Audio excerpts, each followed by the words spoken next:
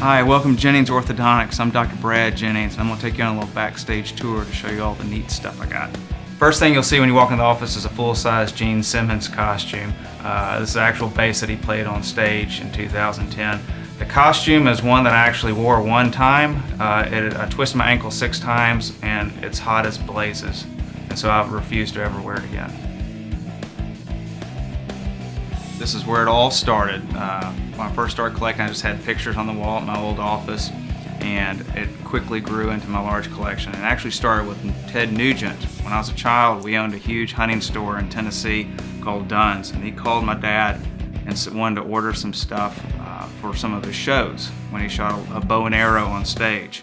Dad had no earthly idea who he was, but he was so cool. He sent my brother and I all kinds of autographed pictures, pics, backstage passes and stuff. So actually, the idea started with the Nuge.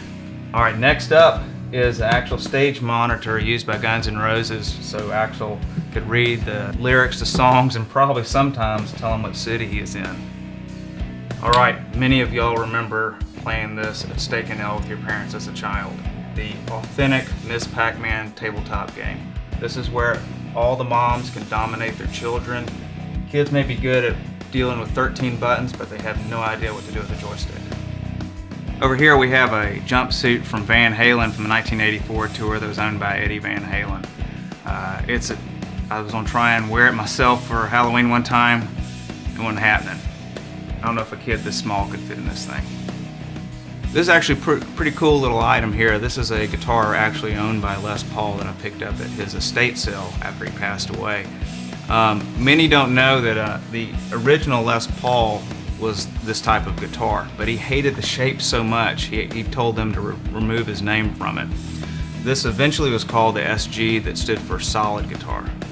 This is one of my personal favorites. This is one of the amps used by Eddie Van Halen on the 2007 tour. It actually has a serial number of 27. He signed it for us as well.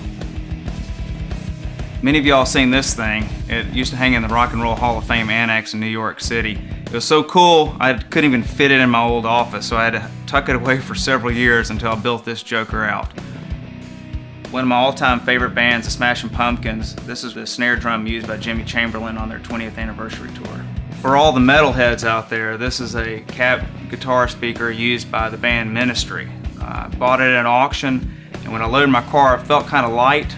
Once I got home, I found out that the tech had pulled all the speakers out. Al Jorgensen, the lead singer of Ministry, was so embarrassed. He sent me tons of autographed posters that he had, DVDs, guitar picks, all this neat stuff to help make up for it. All right, this has some really cool yet creepy history to it.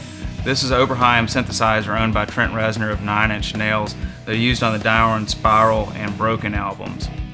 He actually rented out Sharon Tate's old house that was famous for Charles Manson, and then also moved it to his New Orleans studio, which was an abandoned funeral parlor. This one's actually pretty cool. Scott Ian of Anthrax sold me one of his actual personal guitars as a prototype that he used on tour. Here's an item that's pretty hard to come by. It was owned and worn by the late great Randy Rhoads, the guitarist for Ozzy Osbourne, famous for playing Crazy Train. Here I have a pair of Slash's pants that he had from his tours. I had to try them on and almost had to call 911 to help get them off of me. This is where all the genius happens. It's where I build guitars on my lunch break and all the... Actually, this is a bad idea. These are all the t-shirts I acquired over the years that my mom didn't make into dust rags growing up. This is another personal guitar I acquired this time from Bruce Kulick, who's a former lead guitarist for Kiss. He actually got to check out our website and he got a huge kick out of it. Right here we have a leather jacket that was owned by Peter Criss of Kiss. Came upon this at the auction because he just released a book and he didn't say some nice things about his ex-wife, so she put all his things onto auction. Now I have it in my office. Here we have a robe slash jacket slash shirt that Steven Tyler used back in the day that you actually can find in his autobiography. I did try this one on and it did fit me, but it looked quite odd. Now you've seen all my favorite things. Until I get something else next week, I gotta get back to work.